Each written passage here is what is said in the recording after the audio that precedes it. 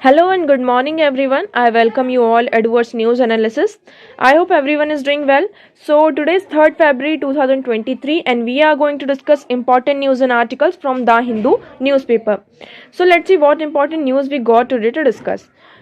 Discussion start करने से पहले आप सभी के लिए एक छोटी सी इन्फॉर्मेशन है कि अगर आपको इस लेक्चर की पीडीएफ चाहिए तो आप हमारा Telegram channel Eduwords news analysis join कर सकते हैं, जिसकी लिंक आपको डिस्क्रिप्शन बॉक्स में प्रोवाइडेड है और you can directly search Eduwords news analysis, you will find it. वहाँ पर सारी पीडीएफ और जो भी एक्स्ट्रा इन्फॉर्मेशन होती हैं, डेली न्यूज़ेस होती हैं, वो सारी वहाँ पर शेयर की जाती हैं, तो आप उस चैनल को वहाँ पर ज्वाइन कर सकते हैं। तो चलिए देखते हैं आज हमारी कौन कौन सी न्यूज़ है जो हमें डिस्कस करनी है। तो फर्स्ट न्यूज है, no bar on contesting 2 seats in 1 poll. तो देखिए यहाँ पे क्या कहा जा रहा है कि जो जैसे कि हमारा क्या कॉन्सेप्ट है, लाइक 1 पर्सन 1 वोट है ना। हमारा क्या कॉन्सेप्ट है, 1 पर्सन 1 वोट है ना। एक पर्सन का एक वोट यहाँ पर काउंट किया जाता है।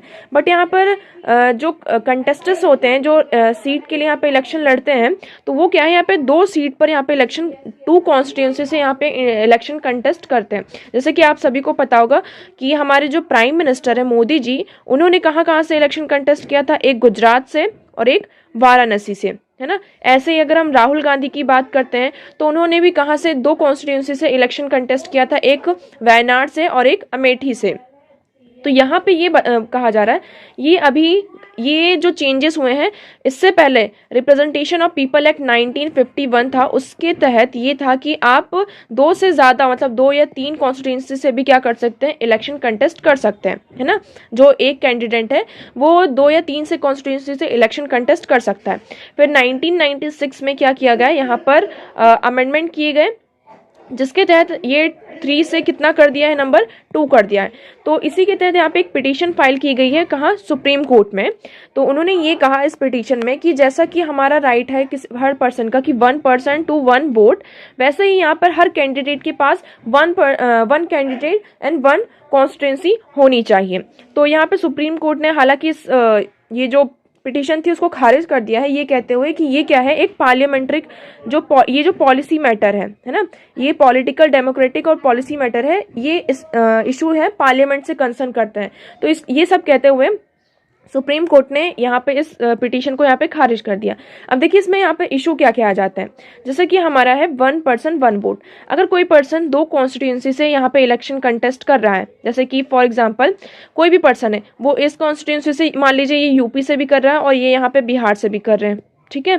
तो यहाँ पे अगर मान लीजिए कि वो यूपी में भी इलेक्शन जीत गए और ये बिहार में भी जीत गए, तो अब वो पर्सन तो एक ही है, अब वो 2 सीट पर वो कैसे रह सकता है, तो उन्हें क्या करना होगा, फिर जो एक सीट होती है वो छोड़नी पड़ती है ना।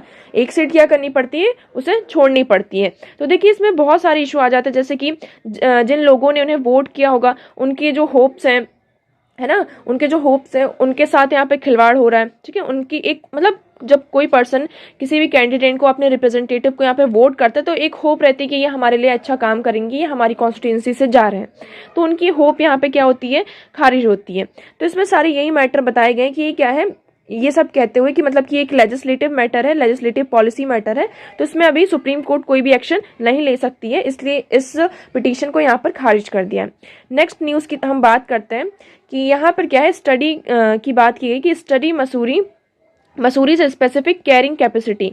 गवर्नमेंट ने यहाँ पे कहा है कि मसूरी क्या एक हिल स्टेशन है, आप सभी को पता होगा। तो यहाँ पे हमें क्या करना है, जो नेशनल ग्रीन ट्रिब्यूनल है, उन्होंने एक पैनल फॉर्म किया है, जो कि क्या करेंगे, यहाँ पे मसूरी की स्टडी करेंगे कि मसूरी में कितनी कैरिंग कैपेसिटी है ना। यहाँ पे हम कितना कंस्ट्रक्शन कर सकते हैं, यहाँ पे रोड है, किसी भी चीज़ का, बिल्डिंग का है, किसी भी चीज़ का कंस्ट्रक्शन करना है, तो हम ये कितनी कोई एक्टिविटी कर सकते हैं या नहीं कर सकते हैं, यहाँ पे कितने लोग आ सकते हैं, है ना। तो उस प्लेस की क्या है, कैरिंग कैपेसिटी यहाँ पे क्या करना है, हमें मेजर करनी है। इसके लिए जो नेशनल ग्रीन ट्रिब्यूनल है, उन्होंने एक पैनल फॉर्म किया है। तो देखिए यहाँ पे क्या है, national green tribunal has issued direction to Uttarakhand government to conduct study of a specific carrying capacity of hill station, है ना। तो यहाँ पे क्या किया जाएगा, एक ग्रीन कोड फॉर्म किया जाएगा। क्या ग्रीन कोड फॉर्म किया गया है, ये 9 मेंबर की एक कमिटी होगी, क्या, ये 9 मेंबर की कमेटी होगी जो कि यहाँ पे बताएगी कि किस तरीके से हम यहाँ पे क्या कर सकते हैं, इंश्योर कर सकते हैं रेमेडियल मेजर्स कौन कौन से हो सकते हैं कि ये prevention of environmental damages to the town, मतलब कि इस टाउन को कोई भी इन्वायरमेंटल डैमेज ना हो। जैसे कि आप सभी को पता है, जैसे कि हिल स्टेशन होते हैं उत्तराखंड और हिमालय, तो यहाँ पर हमें लैंडस्लाइड्स, है ना, लैंडस्लाइड, अब टूरिज्म क्या है, ज़्यादा से ज़्यादा बढ़ रहा है, तो लैंडस्लाइड्स और भी बहुत सारे जो इन्वायरमेंट से रिलेटेड यहाँ पे डिजास्टर्स होते हैं वो हमें यहाँ पे देखने को मिलते हैं, है ना। तो यहाँ पे इसी के चलते कि हमें यहाँ पर क्या करना है, इस तरीके की मेजर्स लेकर आने, रेमेडियल मेजर्स लेकर आने हैं ताकि हम ये जो इन्वायरमेंटल डैमेजेस होते हैं उसको हम प्रिवेंट कर सकें। ओके, तो आई होप ये आपको यहाँ पे क्लियर होगा। नेक्स्ट हम मूव करते हैं। तो देखिए यहाँ पे क्या है, anguish in Andhra Pradesh over budget aid to upper Bhadra project. यहाँ पर क्या है कि union government provide 53,000 crore project that will help Karnataka. यहाँ पे एक प्रोजेक्ट है कर्नाटका के पास, उसको गवर्नमेंट ने कितना प्रोवाइड किया है, 53,000 करोड़ रुपीज यहाँ पे प्रोवाइड किया है। अब यहाँ पे जो आंध्र प्रदेश है यहाँ पे क्या कर रहे हैं, उसके अगेंस्ट में है और ये कह रहे हैं कि ये क्या करेगा, आपने ये जो कर्नाटका में ये प्रोजेक्ट है, ये तुंगभद्रा डैम है, इसमें इसके तहत यहाँ पे ये प्रोजेक्ट है, अगर ये तुंगभद्रा जो डैम है तो इससे क्या होगा, जो आंध्र प्रदेश में वाटर है, लीन रेनफॉल ईयर होता है तो उसमें उन्हें इनफ वाटर नहीं मिल पाएगा। अब इसमें हमारे लिए क्या इंपॉर्टेंट है, हम देखते हैं, हमारे लिए इंपॉर्टेंट हो जाता है तुंगभद्रा रिवर, है ना। तो यहाँ पे हमारे लिए ये प्रीलिम बेस्ड क्वेश्चन बनेगा। ओके, तो देखिए एंशिएंट टाइम में जो ये तुंगभद्रा रिवर थी उसको हम किस नाम से जानते थे, Pampa. Okay, so in ancient time this river is known as Pampa. Okay, both Tunga and Bhadra rivers originate on eastern slopes of western Ghat. यहाँ पे 2 रिवर्स है, एक तुंगा एक और भद्रा, ठीक है, और ये दोनों कहाँ से ओरिजिनेट होती हैं, वेस्टर्न घाट से। हम मैप में लिखते हैं इसको, ये देखिए आप, ये यहाँ पे भद्रा रिवर है, ठीक है, और ये तुंगा रिवर, तो यहाँ पे ये हमारी तुंगभद्रा रिवर ये जाती है ऐसे, ठीक है, ये भद्रा रिवर, ठीक है। तो ये तुंगभद्रा है और तुंगभद्रा रिवर, यहाँ से आप देख सकते हैं, यहाँ पे कृष्णा रिवर भी है, कोन्या, हृदय, तो ये क्या है, हमारा वेस्टर्न घाट है और वेस्टर्न घाट से ही तुंग और भद्रा रिवर ओरिजिनेट होती हैं। तो यहीं पर क्या हो रहा है, डैम बनाया जा रहा है, तुंगभद्रा रिवर पर एक डैम बनाया जा रहा है, तो जिसके तहत यहाँ पे जो आंध्र प्रदेश है उनको यहाँ पे प्रॉब्लम हो रही है, ये कह रहे हैं कि जब लीन रेनफॉल ईयर होगा तो उन्हें इनफ वाटर यहाँ पर नहीं मिल पाएगा। नेक्स्ट हम मूव करते हैं एडिटोरियल सेक्शन की तरफ। तो देखिए यहाँ पर पहला एडिटोरियल है अ शॉर्ट फॉर साइंस। देखिए यहाँ पे क्या है, इस बार की अगर हम बजट की बात करें तो जो साइंस का सेक्टर है हमारा, science and research and development में यहाँ पे अच्छा बजट एलोकेट किया गया है, ठीक है ना। More funding for research must be met with easing the bureaucratic procedure. यहाँ पे फंडिंग तो उनको प्रोवाइड की गई है, बजट एलोकेट किया गया है, बट होता क्या है, बजट तो एलोकेट कर दिया जाता है, बट उस बजट का जो उन्हें पैसा एलोकेट किया गया है उसका वो प्रॉपर यूटिलाइजेशन कर पाते हैं।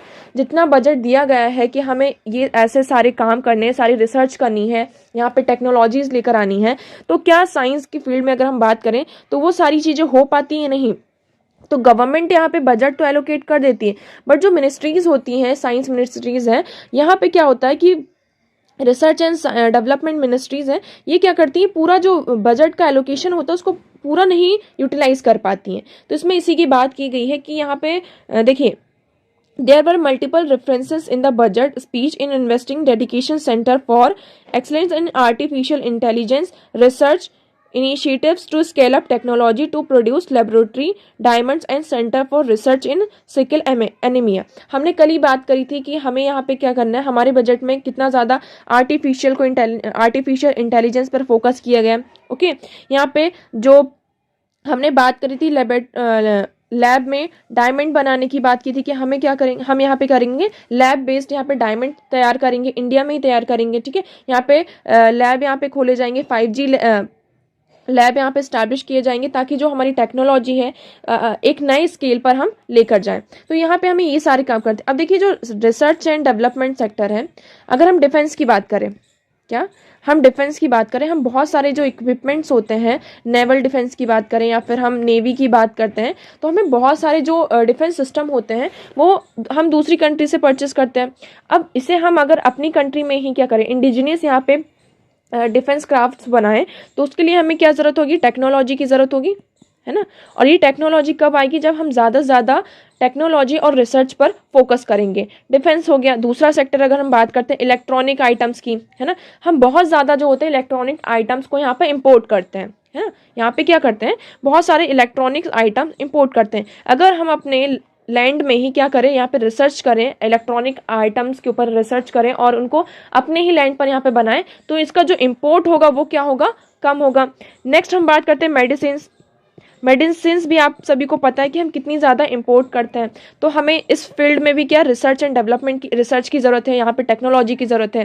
क्लीन एनर्जी की हम बात करते हैं, अगर क्लीन एनर्जी, तो इसमें हम मेनली किसकी बात करते हैं कि हमें हाइड्रोजन बनाना है ना, हाइड्रोजन का प्रिक्योरमेंट करना है। तो देखिए हर एक चीज़ में हमें किस चीज़ की ज़रूरत है, रिसर्च एंड टेक्नोलॉजी की, है ना। रिसर्च एंड डेवलपमेंट, यहाँ पे टेक्नोलॉजी की, नई नई टेक्नोलॉजी, हर एक सेक्टर की बात करें। अगर आप एग्रीकल्चर की बात करते हैं, यहाँ पे देखिए एग्रीकल्चर की बात कर रहे हैं, तो एग्रीकल्चर को इम्प्रूव करने के लिए यहाँ पे हम नए नए मेथड्स लेकर आ रहे हैं। यहाँ पे साइंटिफिक मेथड्स लाए जा रहे हैं, हमें इनोवेटिव आइडियाज़ हैं, टेक्नोलॉजी लाई जाएंगी, जिससे हम क्या कर सकते हैं, जो हमारी एग्रीकल्चर सेक्टर है उसको यहाँ पे बूस्ट कर सकते हैं, है ना।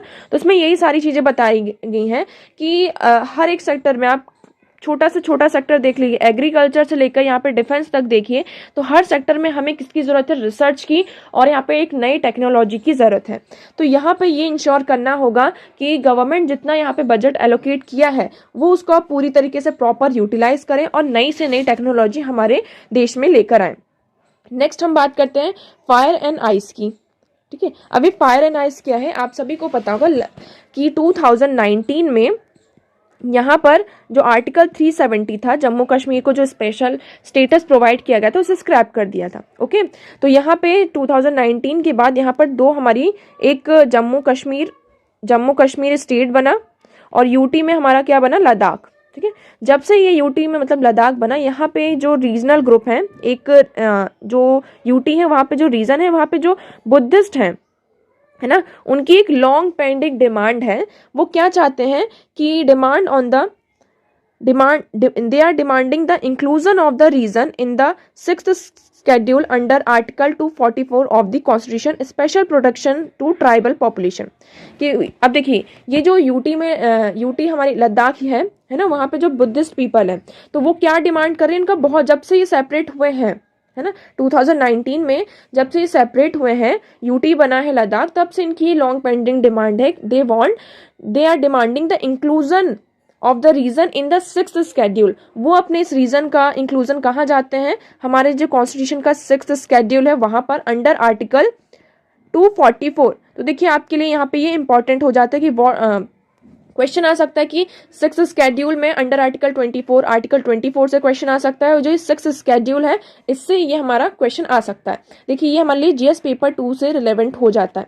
तो अब देख यहाँ पे वो डिमांड कर रहे हैं कि जो 6th शेड्यूल में हमारा क्या है, स्पेशल प्रोटेक्शन टू, यहाँ पे किसको प्रोटेक्शन प्रोवाइड किया जाता है, जो हमारी ट्राइबल पॉपुलेशन है ना, तो उसके अंदर यहाँ पर क्या करना है, हमें इंक्लूजन डिमांड कर रहे हैं उसकी।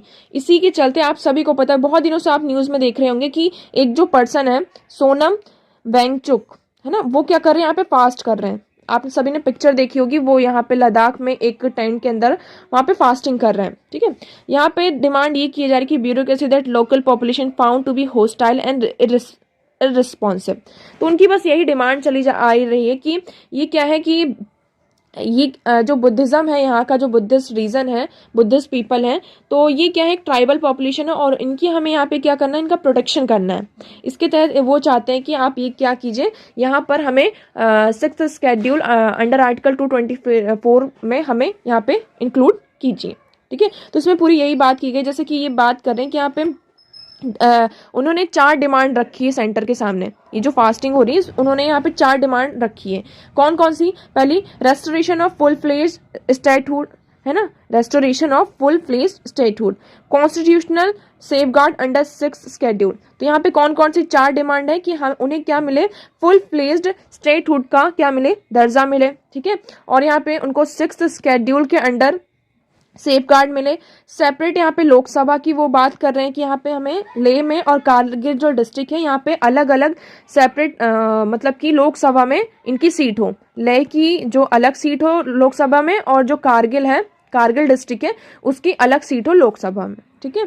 और जॉब रिजर्वेशन फॉर लोकल्स, यहाँ पे क्या करना है, जो यहाँ के लोकल्स हैं उनको जॉब रिजर्वेशन प्रोवाइड की जाए। तो यहाँ पे ये 4 डिमांड सेंटर के सामने इन्होंने रखी कि ये हमारी 4 डिमांड्स है, आप इनको पूरा कीजिए, ठीक है। और यहाँ पे फिर इसी के चलते सेंटर ने एक कमेटी अपॉइंट की है, 2 कमेटी है, जो कि ये क्या करेंगे, इनकी जो लोकल पॉपुलेशन है, इनकी जो ये डिमांड्स है, इसके बारे में यहाँ पे जांच पड़ताल करेंगे। आई होप आपको यहाँ पे सारी चीजें क्लियर होंगी। नेक्स्ट हम मूव करते हैं, trading more with in Asia make economic sense, ठीक है। अब देखिए यहाँ पे क्या हो, अगर हम नॉर्थ साइड जाते हैं, आप सभी को पता है ये हमारा क्या है, साउथ ईस्ट एशिया, ठीक है, साउथ ईस्ट एशिया। अगर हम नॉर्थ की बात करते हैं तो यहाँ पे अगर आप देखेंगे यूरोपियन यूनियन है, रशिया है, ठीक है, यूएसए है, यहाँ पर हमारी सेंट्रल ईस्ट अरेबियन कंट्रीज हैं, ठीक है। तो यहाँ पे क्या देखने को मिलता है कि इनके बीच में ही क्या होता है, ट्रेड होता है ना। यहाँ पे ट्रेड होता रहता है। इनकी जो रीजनल ट्रेड्स में वो भी यूरोपियन यूनियन में देखें तो यहाँ पे उनके बहुत सारे फ्री ट्रेड एग्रीमेंट्स भी हैं। यूएसए की भी बहुत सारी जो कंट्रीज हैं, कनाडा के साथ और भी अदर जो कंट्रीज हैं, उनके साथ फ्री ट्रेड एग्रीमेंट देखने को मिलते हैं। अब अगर हम बात करते हैं जो हमारे साउथ एशिया है, ठीक है, ये साउथ एशिया की अगर हम बात करें तो यहाँ पर जो ट्रेड होता है वो बहुत कम होता है। स्पेशली किसके कारण, यहाँ पे फैक्टर आ जाता है पाकिस्तान का, अफगानिस्तान और ये चाइना, ठीक है। इसके कारण यहाँ पे क्या हो जाता है, जो ट्रेड हो रहा है वो बहुत कम हो रहा है। तो यहाँ पे देखिए क्या हुआ है कि south Asia should now have a relook at regional trade across Asia after the warning by the International Monetary Fund, ठीक है, ऑन जनवरी 31, 2023। तो यहाँ पे इंटरनेशनल मॉनेटरी फंड IMF ने क्या किया है, एक वार्निंग दी है साउथ एशिया को कि आप क्या कीजिए, आप रीजनल ट्रेड पर ज़्यादा फोकस कीजिए। अब देखिए यहाँ पे अगर हमें फर्टिलाइजर्स चाहिए तो हम किससे ट्रेड करते हैं, इसके लिए रशिया से करते हैं, ठीक है। अगर इजिप्ट है उसे कुछ चीज़ चाहिए, कोई भी डिमांड है, तो वो भी यहाँ पे दूसरी कंट्रीज जो है, रशिया है, यूएसए है, यूरोपियन यूनियन है, उनसे यहाँ पे ट्रेड करना पड़ता है। अब आज के टाइम पे क्या हो रहा है, रशिया यूक्रेन वॉर चल रहा है, ठीक है। तो यहाँ पर सभी कंट्रीज क्या प्रोटेक्शनिज्म की जो पॉलिसी है उसको यहाँ पर अडॉप्ट कर रहे हैं, ठीक है, जिसके तहत वो ट्रेड क्या कर रहे हैं, कम कर रहे हैं। अब हमारा क्या है, हम ज़्यादातर क्या है, ये जो कंट्रीज़ हैं इन पर, इंटरनेशनल जो ये कंट्रीज़ हैं इन पर हम यहाँ पर क्या है, डिपेंडेंट है। तो यहाँ पे ये कहा जा रहा है कि हमें क्या करने की ज़रूरत है, हमारा जो रीजनल ट्रेड है ना, साउथ एशिया का जो रीजनल ट्रेड है, हमें उसे बढ़ाने की ज़रूरत है ना, उसे हमें ज़्यादा से ज़्यादा क्या करने की ज़रूरत है, उसमें ध्यान देने की ज़रूरत है। अब देखिए यहाँ पर हम रीजनल ट्रेड किसके थ्रू बढ़ा सकते हैं, हम यहाँ पे फ्री ट्रेड एग्रीमेंट्स जो है हमारे बीच में, ये हम करके यहाँ पे क्या कर सकते हैं, जो हमारा ट्रेड है उसको हम इंक्रीज कर सकते हैं। अब देखिए यहाँ पे बात की गई है कि अगर हम ग्लोबल ट्रेड की बात करें तो यहाँ पे जो हमारा ग्लोबल ट्रेड हो रहा है वो धीरे धीरे क्या हो रहा है, स्लो डाउन हो रहा है ना। ये जो मेनली इसका कंसर्न क्या है, जो पहले तो कोविड आ गया है ना, कोविड के बाद यहाँ पे रशिया यूक्रेन वॉर, तो इस तरीके की हमें इकोनॉमिक क्राइसिस, जो पॉलिटिकल क्राइसिस है, ग्लोबल क्राइसिस है, ये देखने को मिल रही है, जिसकी वजह से जो ट्रेड है इंटरनेशनल स्फेयर में, जो ट्रेड है उसमें हमें क्या देखने को मिल रही है, कमी देखने को मिल रही है। इसी के चलते यहाँ पे बात की गई कि हमें साउथ एशिया में जो हमारा रीजनल ट्रेड है उसको यहाँ पे रीलुक करने की ज़रूरत है। तो देखिए यहाँ पे एक IMF ने एक बुक भी पब्लिश की है जिसमें उन्होंने क्या कहा है, South Asia's path to resilient growth, है ना। यहाँ पे क्या है, South Asia path to resilient growth. तो ये बुक किसने पब्लिश की है, आपसे यहाँ पे क्वेश्चन आ सकता है IMF ने। अब देखिए आज के टाइम पे जो प्रीलिम्स में क्वेश्चन आते हैं ना, है ना, आपने देखा होगा लास्ट ईयर भी जो ये बुक्स वगैरह हैं किसने पब्लिश करी, कुछ यहाँ पे पोइट्स हैं, इनके बारे में ये क्वेश्चन कहीं से भी आ सकते हैं। तो आपको यहाँ पे एक एक जो फैक्ट्स हैं वो यहाँ पे नोट डाउन करते जाना है, ठीक है। तो यहाँ पे अगर हम बात करें कि 2000 जो ट्रेड है वो स्लो हुआ है, 2022 में जो हमारा ग्लोबल ट्रेड था वो कितना था, 5.4% था, और 2023 की बात की जा रही है, ये एक्सपेक्टेड है कि जो ट्रेड होगा वो स्लो होगा, वो कितना होगा, 2.4% ही होगा। अब ये स्लो डाउन तो चलता ही रहेगा क्योंकि जो जब तक ये रशिया यूक्रेन का वॉर खत्म नहीं हो जाता, क्योंकि रशिया के ऊपर बहुत सारे सैंक्शंस लगे हुए हैं, है ना। तो क्या है, यहाँ पे जो ट्रेड हो रहा है वो कम हो रहा है। तो यहाँ पे हमें क्या करने की ज़रूरत है, हमारा जो रीजनल ट्रेड है उसको यहाँ पे बढ़ाने की ज़रूरत है, ठीक है। अब देखिए अगर हम इसकी बात करते हैं तो हम इंडिया ने भी यहाँ पे क्या किया, बहुत सारे जो पॉलिसीज है उसको लेकर आए, ठीक है। 1990s के बाद में देखिए तो since the 1990s South Asia east Asia trade has gathered pace with the link India trade to realign towards East Asia through look east and act east policies. India के यहाँ पे आप सभी को पता होगा पॉलिसीज हैं, तो वो पॉलिसीज किस तरफ है, लुक ईस्ट है ना, क्या है, look east and act east policies हैं, जो मेनली फोकस कर रही है कहाँ पर, जो हमारी ईस्ट एशियन कंट्रीज है वहां पर फोकस करती है। उनके साथ हमारे बहुत सारे फ्री ट्रेड एग्रीमेंट भी हैं। बट अगर हम साउथ की बात करें तो हमारी जो साउथ कंट्रीज हैं उनके साथ हमारे यहाँ पे क्या है, साउथ एशिया के साथ ऐसे भी कोई भी रिफॉर्म, ना तो रिफॉर्म लेकर आए गए हैं ना ही फ्री ट्रेड एग्रीमेंट है। वो इसलिए क्योंकि कि हमारे उनके साथ जो बाउंड्री इशू, जैसे कि पाकिस्तान के साथ हमारे रिलेशन अच्छे नहीं है, इसके कारण जो हमारे ये ट्रेड है वो अच्छे से नहीं हो पाता है। तो इन्होंने यहाँ पे बात की है कि किस तरीके से हम यहाँ पर रिफॉर्म कर सकते हैं। पहली बात क्या की है, हमें क्या करने की जरूरत है, जो रीजनल ट्रेड है उसको यहाँ पे regional trade integration across Asia can be encourage by gradually reducing barriers to goods and service trade. जो हमें यहाँ पे क्या करने की जरूरत है, हमारा जो ट्रेड है उसको बढ़ाने की जरूरत है। हमारा जो रीजनल ट्रेड है साउथ एशिया का उसको यहाँ पे बढ़ाने की जरूरत है। हमें यहाँ पे जो हमारी इंटरनेशनल कंट्रीज हैं, यूरोपियन यूनियन, रशिया है, यूएसए, इनके ऊपर से हमें जो हमारी इंडिपेंडेंसी है उसको यहाँ पे थोड़ी कम करनी है। तो इसके लिए यहाँ पे कुछ मेजर्स दिए गए हैं कि हम क्या कर सकते हैं। तो पहला क्या है कि हमें रीजनल ट्रेड इंटीग्रेशन करना होगा। जो हमारी गुड एंड सर्विस ट्रेड्स हैं, है ना, गुड एंड सर्विस ट्रेड्स हैं, उनमें जो बैरियर्स हैं, है ना, जो बैरियर्स हैं और जो इंपोर्ट और एक्सपोर्ट का जो टैरिफ लगता है, टैक्स लगता है, उसको आप क्या कर सकते हैं, यहाँ पे कम कर सकते हैं, ठीक है। दूसरी बात इसमें क्या गई है कि हमें क्या करने की जरूरत है, improve the performance of special economic zones. जो स्पेशल इकोनॉमिक जोन्स हैं जैसे कि Kochi in India, Gwadar Pakistan, Mirsarai Bangladesh and Hambantota Sri Lanka. तो ये क्या है, कुछ साउथ एशिया में 600 से ज़्यादा भी सेंसिटिव इकोनॉमिक जोन्स हैं, वहाँ पे हमें स्पेशल परफॉर्मेंस की ज़रूरत है, वहाँ पे इम्प्रूवमेंट की ज़रूरत है, ठीक है। तीसरी बात इसमें क्या कही है, थर्ड इसमें क्या कहा है कि हमें क्या करने की ज़रूरत है, कॉम्प्रिहेंसिव एफटीए लेकर आना होगा, free trade agreement that eventually leads to the regional comprehensive economic partnership, है ना। जिससे क्या होगा, अगर हम फ्री ट्रेड एग्रीमेंट लेकर आएंगे कि मतलब कि फॉर एग्जांपल यहाँ पे बांग्लादेश और इंडिया के बीच में फ्री ट्रेड एग्रीमेंट है, ठीक है, तो यहाँ पे जो ट्रेड होगा वो हमारे बीच में अच्छा होगा, कोई भी इंपोर्ट ड्यूटी नहीं होगी, एक्सपोर्ट ड्यूटी नहीं होगी, टैक्स नहीं लग रहा है, तो हमारे जो ट्रेड होगा वो स्मूथ चलेगा। जिससे क्या होगा, एक regional integration, regional comprehensive economic partnership जो होगी हमारी वो यहाँ पर बढ़ेगी, ठीक है। To provide regional rule based trade insure against rising protectionism. जो प्रोटेक्शनिज्म की पॉलिसी है इसके अगेंस्ट यहाँ पर जो हमारा रीजनल कॉम्प्रिहेंसिव इकोनॉमिक पार्टनरशिप है वो आएगा। अब अगर हम साउथ एशिया की बात करें, later come to FTA when compare to East Asia it has made a start with Japan India FTA. अब देखिए साउथ एशिया के साथ तो अभी हमारे कोई भी ऐसे फ्री ट्रेड एग्रीमेंट इतने ज़्यादा नहीं है, हमारी नेबरिंग कंट्री के साथ है। बट अगर हम ईस्ट के साथ करें तो उसकी शुरुआत यहाँ पर हो चुकी है, जैसे कि जापान इंडिया के साथ यहाँ पे फ्री ट्रेड एग्रीमेंट है, श्रीलंका एंड सिंगापुर एफटीए है, पाकिस्तान एंड इंडोनेशिया एफटीए।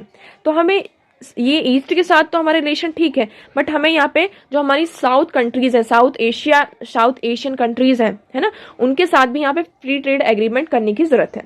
अब अगर हम regional comprehensive economic partnership membership की बात करते हैं तो इंडिया यहाँ पे बात कर रहा है 2019 से ही इंडिया यहाँ पे क्या करना चाहता है, जो यूनाइटेड अरब एमिरेट्स ऑस्ट्रेलिया के साथ वहाँ पे क्या करना चाहता है, एफटीए साइन करना चाहता है। इंडिया किसके साथ, जो यूनाइटेड अरब है और ऑस्ट्रेलिया है उनके साथ एफटीए यहाँ पर क्या करना चाहता है, कंक्लूड करना चाहता है इंडिया, ठीक है। अब देखिए अगर इंडिया ज्वाइन कर लेता है आरसीईपी किसके साथ, यूनाइटेड अरब के साथ और ऑस्ट्रेलिया के साथ, तो इसमें क्या होगा, तो रेस्ट ऑफ साउथ एशिया में भी incentivise to join out of fear of being left out. अब देखिए अगर इंडिया ज्वाइन करता है तो इसमें जो हमारी साउथ एशियन कंट्रीज हैं वो भी कैसी हो जाएंगी, वो इंसेंटिवाइज हो जाएंगी ज्वाइन करने के लिए, कि वो भी क्या करें इस एग्रीमेंट में आए यूए के साथ और ऑस्ट्रेलिया के साथ, ठीक है। क्यों, क्योंकि उनके ऊपर एक फियर आ जाएगा, आउट ऑफ फियर आ जाएगा कि वो क्या हो रहे हैं, पीछे छूट रहे हैं, वो लेफ्ट आउट हो रहे हैं, है ना। और यहाँ पे जो ट्रेड का डाइवर्जन है उससे उनको सफ़र ना करना पड़े, इसलिए वो भी क्या सोचेंगे कि हमें भी यहाँ पर क्या होना है, इंक्लूड होना होगा, ठीक है ना, इंसेंटिवाइज करना होगा। इसमें फोर्थ मेजर क्या दिया गया है कि reinvested trade focus Bay of Bengal initiative for multi sectoral technical and economic comprehension. मतलब कि जो हमारा बीमस्टेक है उसकी फैसिलिटीज जो है, ट्रेड की जो फैसिलिटी है उसको स्ट्रॉन्गर बनाना होगा, है ना। Can facilitate stronger trade ties and support the interest of smaller members.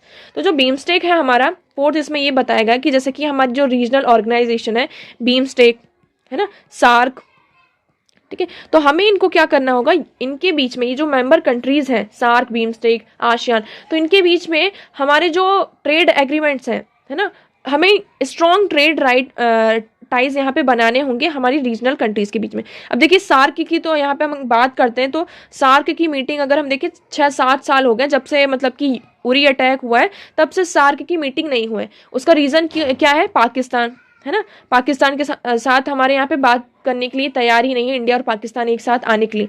यहाँ पर हम बीमस्टेक जो है हमारा multi sectoral technical and economic cooperation जो है, उसके साथ हम क्या कर सकते हैं, जो हमारे ट्रेड्स हैं उसको स्ट्रॉन्ग कर सकते हैं, सपोर्ट प्रोवाइड कर सकते हैं जो हमारे स्मॉलर मेंबर्स हैं उनको, ठीक है। तो यहाँ पे सार्क की भी बात कही गई कि जो सार्क की इनएक्टिविटी है उसके कारण यहाँ पर क्या हो रहा है, हमें बहुत सारा इशू देखने को मिल रहा है। तो इंडिया अब ज़्यादा एम्फेसिस किस पे कर रहा है, सार्क, तो इसमें कोई एक्टिविटी हो ही नहीं रही, इसलिए जो इंडिया है उसका ज़्यादा फोकस कहाँ है, बिम्स्टेक पर है, ठीक है। तो यहाँ पे ये सारी बात की। अब इसमें हमें मेनली क्या फोकस किया गया है कि हमें हमारा जो साउथ एशिया का, देखिए ओवरऑल क्या है इसमें कि जो साउथ एशिया है हमारा, उसके साथ हमें क्या करने होंगे, ज़्यादा से ज़्यादा ट्रेड करना होगा। तो ये चारों पॉइंट्स आई होप आपको यहाँ पे क्लियर होंगे कि किस तरीके से हम जो हमारा रीजनल ट्रेड है साउथ एशिया में उसको यहाँ पर हम बढ़ा सकते हैं। नेक्स्ट हम मूव करते हैं। देखिए इसमें यही सारी बात बताइए। ग्लोबल ट्रेड की अगर हम बात करें तो वो स्लो डाउन हो रहा है। 2022 में 5.4% था, 2023 में ये एक्सपेक्टेड है कि वो 2.4 होगा। तो यहाँ पे क्या है कि south Asia east Asia trade has gathered pace with the link to India's trade realigning towards East Asia through its low-cost and active policies. South Asia adopting reforms and China offshoring global supply chain to Asia. अब देखिए यहाँ पर जो है हमारे जो south Asia में अगर ट्रेड नहीं होगा तो चाइना क्या कर रहा है, एशिया में एक ओवरऑल क्या बन रहा है, ग्लोबल सप्लाई चेन बन रहा है इन एशिया, है ना। तो देखिए अगर हमने अभी कदम नहीं उठाए तो चाइना यहाँ पे क्या कर सकता है, कंट्रोल कर सकता है। अभी आप सभी को पता होगा अगर लोन की जरूरत है कुछ भी, एशिया की अगर हम बात करते हैं तो चाइना क्या है, एक ग्लोबल क्या है, ग्लोबल सप्लाई चेन बन रहा है, ग्लोबल सप्लायर बन रहा है साउथ एशिया में। सिर्फ वो साउथ एशिया की बात नहीं, जो हमारे हमारी जो अदर यूरोपियन यूनियन है, अदर कॉन्टिनेंट्स है, वहां भी वो क्या कर रहा है, सप्लाई प्रोवाइड कर रहा है। तो यहाँ पे हमें फिर देखिए चाइना एक नया फैक्टर यहाँ पर उभर कर आ जाएगा। इसलिए हमें ज़रूरत है कि हमारा जो रीजनल है साउथ एशिया है वहाँ पर हम ट्रेड को क्या करें, ज़्यादा से ज़्यादा बढ़ाएं। तो इसमें वही सारी बातें की गई कि किस तरीके से हमें रीजनल ट्रेड इंटीग्रेशन करना होगा, इंपोर्ट टैरिफ्स और जो मर्की नॉन टैरिफ मेजर्स हैं वो हमें यहाँ पे लेकर आने पड़ेंगे, ठीक है। नेक्स्ट हम बात करते हैं, should the government put out the white paper on Ladakh. अभी कुछ दिनों पहले ही हमने यहाँ पे एक न्यूज़ डिस्कस करी थी कि हमारे इंडिया के LAC में जो हमारी लाइन ऑफ एक्चुअल कंट्रोल है वहाँ पे हमारे 65 पेट्रोलिंग पॉइंट्स थे, ठीक है, पेट्रोलिंग पॉइंट्स थे। बट 2020 में जब से गलवान वैली में यहाँ पे हमारे क्लैशेस हुए हैं, तब से हमने 65 में से जो हमारे 25 पेट्रोलिंग पॉइंट्स थे उनको हमने यहाँ पे क्या कर दिया है, यहाँ पे लॉस कर दिया, ठीक है ना। उनकी जो एक्सेस थी, पेट्रोलिंग एक्सेस थी, वो हमें लॉस होगी। अब देखिए यहाँ पे बात की जा रही है कि the Chinese agreed to clarify the points of differences on LAC in 1993। अब देखिए ये जो मुद्दा है बहुत दिनों से चला आ रहा है, जो इशू है ये चाइना और इंडिया का लद्दाख के ऊपर बहुत दिनों से। अब 1993 में क्या हुआ था कि यहाँ पे चाइनीज जो पार्टी थी वो एग्री हो गए थे कि जो हमारे LAC में डिफरेंसेस हैं हम उसको यहाँ पे क्लैरिफाई करेंगे, ठीक है। बट यहाँ पर कुछ भी निकल कर नहीं आया, कोई भी बैलेंस रूट नहीं बना। फिर the root of problem in Chinese intention with regard to LAC in 2014 and 15, prime minister Narendra Modi try to call openly for the clarification of LAC। अब इसके चलते यहाँ पर जो हमारे प्राइम मिनिस्टर हैं उन्होंने यहाँ पे क्लैरिफाई भी किया कि हमें क्या करना है, जो LAC का क्लासिफिकेशन है उसको पूरी तरीके से क्लैरिफाई करना है। तो उन्होंने ओपनली टॉक के लिए यहाँ पे बुलाया था, बट फिर भी यहाँ पे कोई भी हमें आसार मतलब कोई भी रिजल्ट देखने को नहीं मिल रहा है। नेक्स्ट हम बात करते हैं, तो यहाँ पे देखिए horn of plenty but for now how long. जो वन हॉर्न राइनासोर्स हैं ये क्या है, प्लेंटी में है, मतलब कि इनकी कमी हमें देखने को मिल रही है। तो इसमें क्या इशू आ रहा है, ये हमारे लिए प्रीलिम बेस्ड इंपॉर्टेंट हो जाता है। तो Pobitora has the world's highest concentration of India's one horn rhinos 107 in just 38.81 square kilometre. तो पोबित्रा है, वहाँ पर दुनिया भर में अगर हम देखें तो यहाँ पे इंडियन वन हॉर्न राइनोसोर है, उनका कंसंट्रेशन बहुत ज़्यादा यहाँ पे मिलता है। बट यहाँ पे प्रॉब्लम क्या आ रहा है कि जो राइनोज हैं वहाँ पे उनको फ्रेश ग्रासलैंड फाइंड करने में डिफिकल्टी आ रही है, ठीक है ना। As there has been no rainfall in the state for the last 5 months, 5 महीनों से 5 मंथ से यहाँ पर रेनफॉल नहीं हो रही, जिसके कारण जो राइनो हो उनको वहाँ पे फ्रेश ग्रासलैंड फाइंड करने में यहाँ पे डिफिकल्टी आ रही है। अब देखिए हम वन हॉर्न राइनो के बारे में यहाँ पे डिस्कस कर लेते हैं। अब ये हमारे लिए प्रीलिम बेस्ड क्वेश्चन यहाँ से बनता है, ठीक है। तो अगर हम बात करें वन हॉर्न, 5 स्पीशीज है राइनो की, ठीक है। White and black rhino in Africa and the greater one horn Javan and Sumatra rhino species in Asia. तो एशिया में यहाँ पर कितने ग्रेटर वन हॉर्न राइनो है, Javan and Sumatra rhino in Asia. अगर हम इनका स्टेटस देखते हैं तो ब्लैक राइनो क्रिटिकली इंडेंजर्ड में आते हैं, smaller of the 2 African species, ठीक है। ये जो स्मॉल स्पीशीज है अफ्रीकन स्पीशीज की, ठीक है। व्हाइट राइनो नियर थ्रेटेंड के कैटेगरी में आते हैं। Researchers have created an embryo for the northern white rhino by using the IVF process। अब यहाँ पे क्या है कि ये जो नदन वाइट राइनो है, तो यहाँ पे रिसर्चर्स ने उनका क्या एक एम्ब्रायो क्रिएट किया है आईवीएफ की प्रोसेस से। वन हॉर्न राइनो के बारे में अगर हम बात करें तो ये वल्नरेबल कैटेगरी में आते हैं, ठीक है। जवान की बात करें तो ये critically endangered. Sumatra rhino critically endangered, it has gone extinct in Malaysia. Malaysia में तो ये एक्सटिंक्ट ही हो चुके हैं, ठीक है।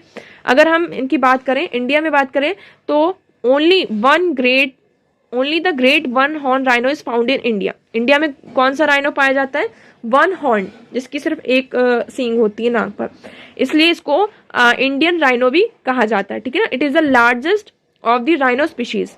It is identified by the single back horn and the grey brown height with skin folds.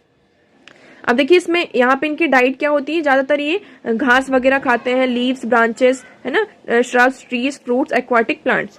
Habitat की बात करें इंडिया में कहाँ कहाँ है, तो ये स्पीशीज कहाँ रेस्ट्रिक्टेड है, Indo Nepal Terai and northern west Bengal and Assam, है ना। तो जो हमारा इंडिया का और नेपाल का तराई रीजन है, आप सब ये नेपाल है और ये इंडिया का जो ये तराई रीजन है बॉर्डर के पास, वेस्ट बंगाल और आसाम में ये स्पीशीज क्या है, रेस्ट्रिक्टेड है। In India rhino are mainly found Assam, west Bengal and UP. तो इंडिया में कहाँ कहाँ पाया जाता है, आप सभी को याद रखना है, आसाम में, ठीक है, वेस्ट बंगाल एंड उत्तर प्रदेश, ठीक है। नेक्स्ट अगर हम बात करते हैं तो अगर इंडिया वन रेड हाइनो की बात करें तो ये वल्नरेबल कैटेगरी में आती है। साइट्स में अगर हम देखें तो threatened species extinction and sites prohibit international trade in specimen of these species expected when the purpose of the import is not commercial for the insect। तो यहाँ पे इनका क्या है, ट्रेड भी पूरी तरीके से इस पे प्रोहिबिटेड है, बैन है, ठीक है। अब हम मैप में देख लेते हैं कि यहाँ पे हमें कहाँ कहाँ, आसाम में टोटल 7 नेशनल पार्क्स हैं, है ना, तो जहाँ पर ये राइनो पाए जाते हैं। तो देखिए रायमोना, मानस नेशनल पार्क, औरंग नामेरी, काजीरंगा, दिहिंग पतकई और दिब्रू सकई कोवा। तो ये आसाम के हैं, आपको यहाँ पे याद रखना है, ठीक है। तो ये आसाम की क्या है, 7 नेशनल पार्क्स हैं।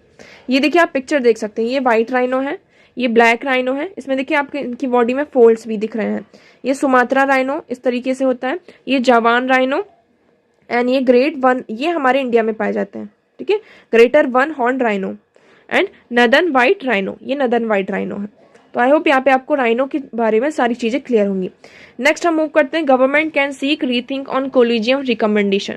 अब यहाँ पे क्या बात की जा रही है कि गवर्नमेंट क्या कर सकती है कि जो कोलिजियम ने नाम रिकमेंड किए हैं high court and supreme court के जज के लिए, उसको यहाँ पे रीथिंक कर सकती है, ठीक है। बट ये सारा मामला बहुत दिनों से चलता आ रहा है, आप सभी को पता होगा, ठीक है। बट इसमें क्या हो रहा है कि जो लॉ, इसी के बीच में जो हमारे लॉ मिनिस्टर हैं उन्होंने ये कहा कि ये जो रीथिंकिंग और कोलिजियम, ये सारी चीज़ें अपॉइंटमेंट की जो बात हो रही है, इसमें जो गवर्नमेंट की, मतलब कि जो जजेस की अपॉइंटमेंट है उसमें क्या हो रहा है, यहाँ पे डिले हो रहा है।